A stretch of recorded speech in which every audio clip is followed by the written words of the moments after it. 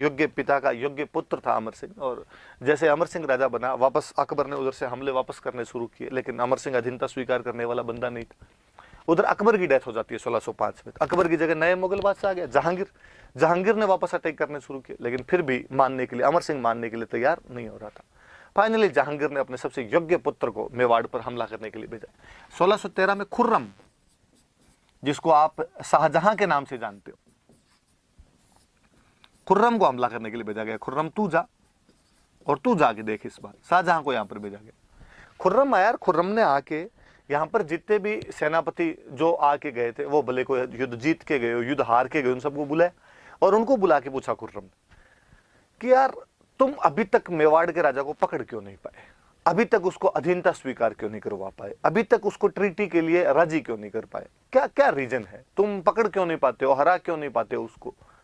उन सब ने कहा कि सब उसका बड़ा रीजन ये है मेवाड़ की जनता। मेवाड़ की जनता पूरी तरीके से युद्ध में शामिल है और उनका गुप्तचर व्यवस्था इतनी अच्छी हो रखी है कि वो अपने राजा को हमारे आने की सूचना पहले ही दे देते हैं। उनकी जनता भी हमारे खिलाफ लड़ती है और यदि हमारे सैनिक अकेले दिख जाते हैं तो उनके साथ में मारपीट कर लेती है, उनको मार देती है। इवन यहाँ तक कि हम किसी गांव से राशन पानी लेने के लिए जाते हैं तो राशन पानी भी नहीं देते। खुर्रम ने कहा अच्छा तो समस्या यहाँ है, तो फिर राजा से लड़ाई क्यों करनी, फिर तो जनता से लड़ाई की जाए। तो कैसे करें, अब तो एक काम करो, अपने तो गाँव में घुसो, गाँव में घुस के फसलों के लगा दो आग, पुरुषों को निकाल के यहाँ से ले जाओ, पुरुषों को मार दो और महिलाओं बच्चों को यहाँ से निकाल के ले जाओ, दिल्ली में ले जाके बेच दो। देखते हैं कितने गांव के अंदर ऐसा किया, कितने गांव के अंदर प्रतिरोध होता है।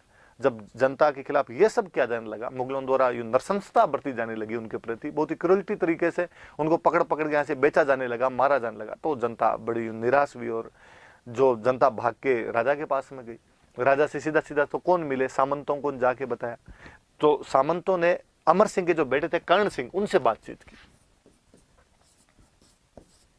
और कर्ण सिंह जी का कि युवराज इतने सालों तक हमने आपका साथ दिया था, कब 1527 में खानवा के युद्ध से मुगलों के खिलाफ लड़ने लगे थे, लगभग 90 साल का टाइम हो गया, हम लगातार लड़ भिड़ रहे हैं, हमने कभी भी पीछे नहीं हटे। आप यदि लड़े तो हम आपके साथ में कंधे से कंधा मिलाकर लड़ते रहे, पर अब नहीं पार पड़ रही, लुगाई टावरों तक की बात आ गई है, अब कुछ ना कुछ किया जाना चाहिए। कर्ण सिंह इस बात को जानते थे कि कुछ ना कुछ करने का मतलब लड़ाई की जाए। पिछले 47 सालों से लगभग हल्दी घाटी के बाद से तो लगातार लड़ते आ रहे थे और पूरी तरीके से जो सैनिक शक्ति थी वो कमजोर पड़ रही थी कहीं ना कहीं, और उनको लगता था यार यदि मैदान के अंदर आके लड़ा गया सीधा सीधा तो पार पड़ेगी नहीं, और पहाड़ों के अंदर वो लोग आ नहीं पा रहे हैं, वो तो गांव के अंदर ही लूटपाट कर रहे हैं, अब तो संधि के अलावा कुछ किया भी नहीं जा सकता। तो अब क्या किया जाए, तो फिर कर्ण सिंह अपने पिता अमर सिंह के पास गए, उनको जाके संधि के लिए तैयार किया। अमर सिंह इस बात से राजी नहीं थे, उन्होंने कहा कि नहीं, मैं यार महाराणा प्रताप का बेटा हूँ, ऐसे कैसे संधि कर सकता हूँ। लेकिन बाद में जब सब सामंतों ने ज़्यादा दबाव दिया तो उन्होंने कहा कि ठीक है तुम कर लो, तुम्हारी जैसी इच्छा हो, पर अब राज भी तुम ही संभाल लो। कहते हैं जब वो संधि तो कर ली गई थी, लेकिन उस संधि से इतने निराश हुए थे अमर सिंह जी कि बाद में राजकाज छोड़ के चले गए थे। तो अमर सिंह के टाइम की सबसे बड़ी घटना ही कोई है तो संधि है कि मुगलों के और मेवाड़ वालों के बीच के अंदर संधि हो गई थी। क्या बातें हुई थी क्या नहीं हुई थी और पढ़ते हैं, देखो अपने अभी मुगल मेवाड़ संधि की बात करते हैं, कब हुई, किसने की, लो मैं सारी बातें बताता हूं आपको। 5 फरवरी 1615 की संधि है, 5 फरवरी 1615 की।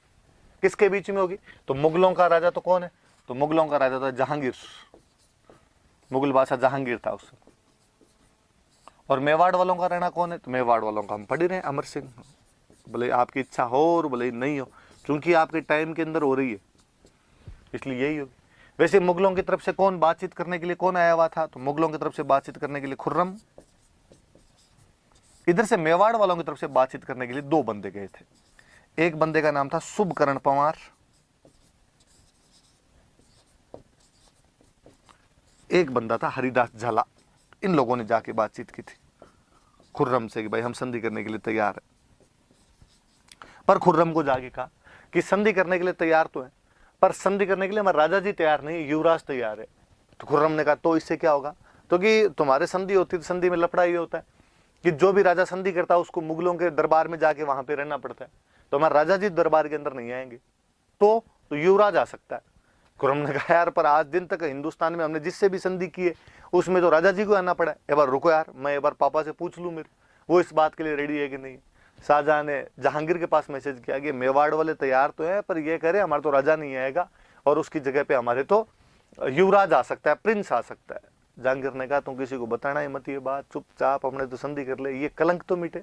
जहांगीर पे, मुगलों पे कलंक लगाओ, उनको आते जाते कोई पूछ जाए और मेवाड़ का क्या हुआ, इस बार कौन हार के आया वहां से, तो उनको, मुगलों को लगता था यार जैसे तैसे करके मामला निपटा दिया जाए, कौन पूछने वाला इसको कि कौन दरबार में आया था कौन नहीं आया था।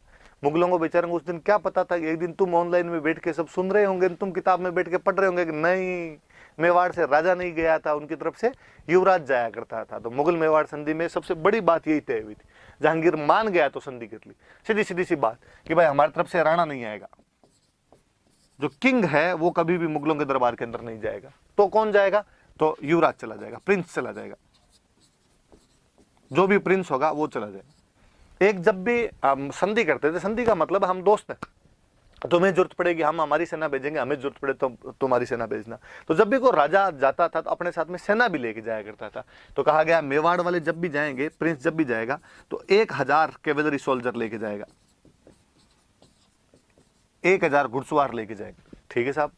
अब मैंने बताया कि प्रताप चित्तौड़गढ़ और मंडलगढ़ को छोड़कर पूरा मेवाड़ जीत लेते हैं। चित्तौड़गढ़ अभी तक ही उनके पास था। चित्तौड़ मेवाड़ की आन बान शान, राजधानी का प्रतीक वो था। भले उदयपुर राजधानी आ गई थी, लेकिन चित्तौड़ फिर भी वो एक सेंटर पॉइंट था। तो कहा चित्तौड़ का किला हमें वापस दो। मुगलों ने कहा दे तो देंगे, पर तुम चित्तौड़ के किले की मरम्मत नहीं करवा सकते। यदि तुमने चित्तौड़ के किले की मरम्मत करवानी शुरू की तो हम ये समझेंगे कि तुम लड़ाई के लिए तैयार हो रहे हो। कहा ठीक है साहब दे दो। तो मतलब चित्तौड़ दे देंगे, लेकिन उसका रिकंस्ट्रक्शन नहीं करवाया जा सकता, उसका पुनर्निर्माण नहीं करवाया जा सकता, रिनोवेशन नहीं करवाया जा सकता, उसमें कुछ भी पुनर्निर्माण नहीं होगा। एक जब भी राजाओं में संधियां होती थी तो आपस में ब्याह शादियां हो जाया करती थी। हमने पढ़ा आंवड़ बांवड़ वाली संधि भी, और श्रृंगार कंवर की शादी रायमल के साथ में कर दी गई थी। इन्होंने कहा भाई हम ना कोई शादी ब्याह नहीं करेंगे। मुगलों का ठीक है कोई बात नहीं, आप तो संधि तो करो रहे जैसे तैसे करके, तो किसी भी प्रकार का मैरिटल रिलेशन स्टेब्लिश नहीं किया जाएगा, वैवाहिक संबंध स्थापित नहीं किए जाएंगे। तो ये मुगल मेवाड़ संधि याद रखने वाली सीधी बात कब हुई, तो 5 फरवरी 1615 को। किस किस के बीच में हुई, तो जहांगीर और अमर सिंह के बीच में हुई। इधर अमर सिंह की तरफ से संधि का प्रस्ताव लेके कौन गए थे, तो शुभकरण और हरिदास गए थे। क्या क्या बातें हुई, तो मेवाड़ का जो भी किंग होगा वो कभी भी मुगल कोर्ट के अंदर नहीं जाएगा, तो उसकी जगह कौन जाएगा, तो उसकी जगह पे जो मेवाड़ का प्रिंस होगा वो जाएगा। अपने साथ हमेशा 1000 कैवलरी सोल्जर लेके जाएगा। चित्तौड़ वापस दे दिया जाएगा आपको, लेकिन तुम उसका रिकंस्ट्रक्शन, उसका रिनोवेशन नहीं करवा सकते, और मुगलों और मेवाड़ के बीच में किसी भी प्रकार के मैरिटल रिलेशंस जो होंगे वो नहीं बनाए जाएंगे। ये इस संधि की भाई मुख्य मुख्य सी विशेषता थी। तो इस संधि के बारे में एक अच्छा सा स्टेटमेंट है। थॉमस रो एक अंग्रेजों का दूत था जो जहांगीर के दरबार में आया हुआ था उन दिनों के अंदर। हम मॉडर्न इंडिया पढ़ेंगे तब और बात करेंगे। सर थॉमस रो,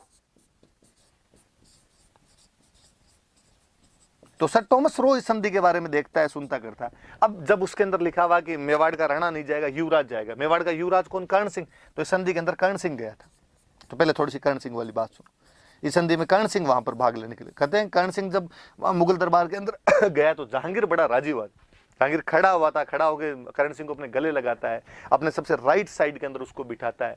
ये क्या, मुगलों के दरबार में जितने भी बंदे हुआ करते थे उनको मुगल एक पोस्ट दिया करते थे, और पोस्ट को उनकी भाषा में बोलते थे मनसब। तो जिसको मनसब मिलता था उसको बोलते थे मनसबदार। हम मिडेवल पढ़ेंगे तो और अच्छे से पढ़ लेंगे।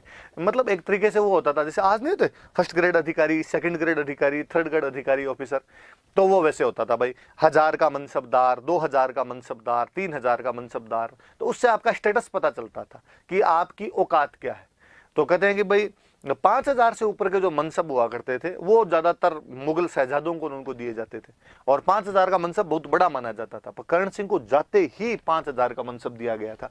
तो याद रखना कि कर्ण सिंह को कितने का मनसब दिया गया था, तो 5000 का मनसब दिया गया था। और जहांगीर खूब राजी और रहता था कर्ण सिंह से। कर्ण सिंह बहुत अच्छा शिकारी था। तो जहांगीर ने बुक लिखी तुजू के जहांगीरी। तो तुजू के जहांगीरी में जहांगीर लिखता है कि मैं और युवराज साथ में शिकार खेलने के लिए जाया करते थे। युवराज का निशाना अच्छा था। एक दिन वो शेर का शिकार करने के लिए गए, और उस दिन युवराज ने मुझे कहा कि बादशाह आप निशाना लगाइए। हवा भी उस दिन विपरीत दिशा में चल रही थी। मुझे लगा आज बेइज्जती हो जाएगी, आज युवराज के सामने बेइज्जती होगी। और मैंने बंदूक का घोड़ा दबाने से पहले अल्लाह ताला को याद किया, और मैंने कहा कि अल्लाह आज कम से कम लिहाज रखना, युवराज के सामने बेइज्जती मत करवा देना। और अल्लाह ताला ने मेरी लिहाज रखी और मेरा निशाना एकदम सटीक लग गया था। युवराज ने मुझसे वो बंदूक मांगी और मैंने अपनी वो प्रिय तुर्की बंदूक उसको दे दी थी। तो वो खूब कर्ण सिंह का खूब वर्णन भी करता है इनकी, वो अपनी हारें स्वीकार करता है बाकायदा। ये तो जो कि जहांगीर में वो हालांकि सीधा सीधा तो नहीं लिखता कि हम हार गए थे, पर वो लिखता है कि मैं गया था लेकिन उस दिन अल्लाह की कृपा नहीं थी और हमें वहां से वापस लौटना पड़ा। कहने का मतलब था कि हम हार गए थे, मेरा बेटा गया था, इस बात भी देव योग से वह भी निष्फल होकर आ गया था। तो कई खूब सारी बातें वो जहांगीर लिखता है। तो जब कर्ण सिंह इसके दरबार में रहा करता था, टॉमस रो उन दिनों में अंग्रेजों की तरफ से बातचीत करने के लिए, जेम्स फर्स्ट ब्रिटेन का राजा था और जेम्स फर्स्ट की तरफ से बातचीत करने के लिए सर टॉमस रो यहाँ पर आया हुआ था। टॉमस रो अजमेर जहांगीर से आगे मिलता, अजमेर में उस समय जहांगीर का दरबार था, अजमेर में जहांगीर रुका हुआ था अपने। टॉमस रो देखता है कि यार ये एक बंदे की इज्जत थोड़ी ज्यादा है। टॉमस रो ने आसपास वालों से पूछा ये कौन है आदमी, मतलब ये मेवाड़ का युवराज कर्ण सिंह, मेवाड़ का प्रिंस कर्ण सिंह, तो इसकी इज्जत ज्यादा है यार, बादशाह इसी के साथ आता है, इसी के साथ जाता है, इसी के साथ शिकार खेलता है, इसके बातें पूछता रहता है, इससे क्या रीजन है इसका। उनका वो अभी नई नई संधि हुई है ना, इसलिए थोड़े ज्यादा दोस्त बने। उसने कहा अच्छा अभी अभी ट्रीटी हुई, इसका मतलब तुमने अभी अभी इनको हराया होगा और हरा के इनसे संधि कर ली होगी। मुगलों ने कहा किसी को बताना मत, हराया नहीं, बिना हरा के संधि किए, हारे तो हम ही थे बार बार। कैसे, ऐसे कैसे हुआ? उनका वजह ये अब कई सारी बातें बताने की नहीं होती। टॉमस रो ने खोदा, उसको पता चला। टॉमस रो बेचारा अपने बुक के अंदर लिखता है कि मुगलों ने मेवाड़ वालों से जो बातें की थी या मेवाड़ वालों से जो समझौता किया था वो ताकत से नहीं किया था, दिमाग से किया था। तो याद रखना, कोई पूछेगा कि किसने इस संधि के बारे में कहा था कि मुगलों द्वारा मेवाड़ से जो समझौता किया गया था, not by force but by wisdom, कि ताकत से नहीं किया गया था बल्कि बुद्धि के दम पर किया गया था। इवन वो लिखता है कि मतलब मेवाड़ वाले जितना टैक्स देते नहीं थे, कि वो कुछ देते तो थे ही नहीं यहाँ से इस क्षेत्र में, उससे ज्यादा बादशाह को वापस उनको देना पड़ जाता था।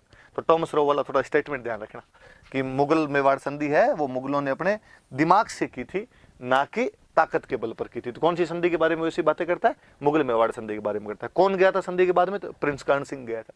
कितने का मनसबदार बनाया गया था उसको? तो 5000 का मनसबदार बनाया गया था। चलिए आगे देखते हैं, इससे और बातें बताता हूँ, देखो थोड़ी।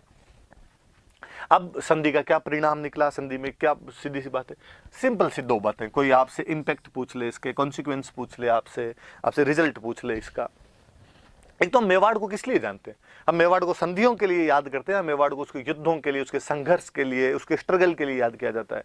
ऑब्वियसली हम उसके स्ट्रगल के लिए याद करते हैं कि कब से सांगा के बाद रतन सिंह, विक्रमादित्य, उदय सिंह, प्रताप, लगातार वो लड़ते आए थे मुगलों के खिलाफ, लोहा लेते आए थे। पर यहाँ पे आगे संधि आती है, तो वो जो एक संघर्ष की भावना चली आ रही थी, स्वाभिमान की भावना चली आ रही थी, कहीं ना कहीं उसको डिक्लाइन मिला था। तो हम कह सकते हैं कि सांगा और प्रताप के टाइम से जो स्वतंत्रता की भावना चली आ रही थी, जो फ्रीडम की फीलिंग थी, जो इंडिपेंडेंस की फीलिंग थी, उसका डिक्लाइन हुआ कहीं ना कहीं। तो एक तो स्वतंत्रता की जो भावना है,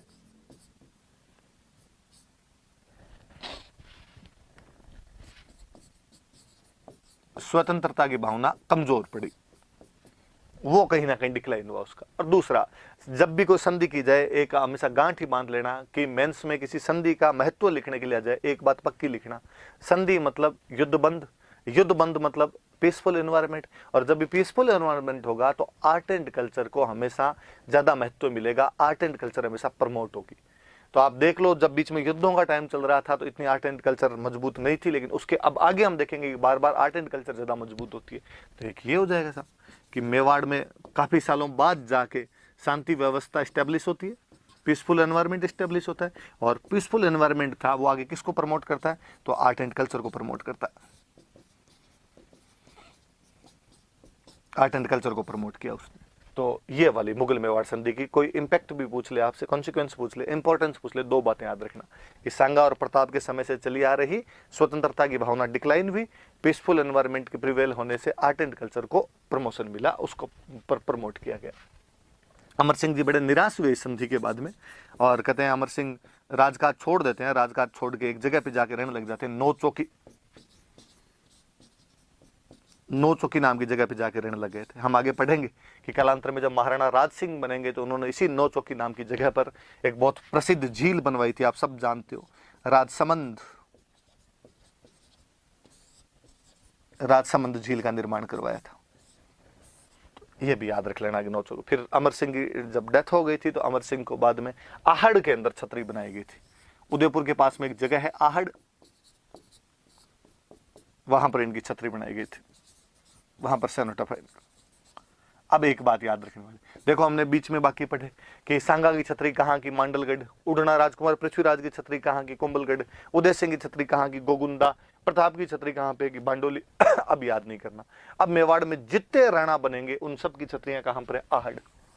अब क्वेश्चन ये बन जाएगा आपके कि आहड़ में सबसे पहले कौन से मेवाड़ के राणा की छतरी है, तो अमर सिंह की छतरी है, वो याद रख लेना। तो आगे जब मैं छतरियां पढ़ाऊंगा तब इसकी और बातें कर लेंगे, पर अमर सिंह का थोड़ा सा ये वाली बात आप यहाँ पे याद रख लेना। अमर सिंह के बारे में ये मुगल मेवाड़ संधि थी, इसके क्या क्या चीजें थी, इसके प्रोविजन क्या क्या थे, इसका रिजल्ट क्या निकला, कौन गया था, उसके साथ क्या बर्ताव किया गया, किसने संधि के बारे में क्या कहा, वो मैंने बताई। कहते शाहजहां ने अजमेर में अपने जो ख्वाजा मोइनुद्दीन चिश्ती की दरगाह है, यहाँ पर एक मस्जिद बनवाई थी, शाहजहानी मस्जिद बनवाई थी। उस मस्जिद में एक अभिलेख लगवाया था। अभिलेख आप देखो, इतने दिन पढ़ते हुए हिस्ट्री समझ गए आप। इंस्क्रिप्शन, फारसी भाषा का इंस्क्रिप्शन है एक 1637 का, 1637 का। और उसके अंदर वो लिखता है कि जब मैं मेवाड़ से संधि करके आ गया था, वो ये लिखता है कि जब मैं मेवाड़ को हरा के आ गया था, वो तो ये लिखेगा संधि का मतलब मैंने उनको अब पराजित कर दिया, उसके बाद में ये मस्जिद बनवाई थी। तो कोई और पूछ लिया आपसे कि खुर्रम ने एक तरीके से मेवाड़ को कंट्रोल में कर लिया था, ये जानकारी मुगलों का कौन सा अभिलेख देता है, तो 1637 का, 1637 का अजमेर में ख्वाजा मोइनुद्दीन चिश्ती की दरगाह में जो शाहजहानी मॉस्क्यू है, उसका जो पर्शियन इंस्क्रिप्शन है, वो हमें इस बात की ओर जानकारी देता है। टॉमस रो वाली बात याद रखना कि टॉमस रो ने कहा था कि मेवाड़ के राणाओं को मुगलों ने अपनी बुद्धि से अधीन किया था, ताकत से अधीन नहीं किया था।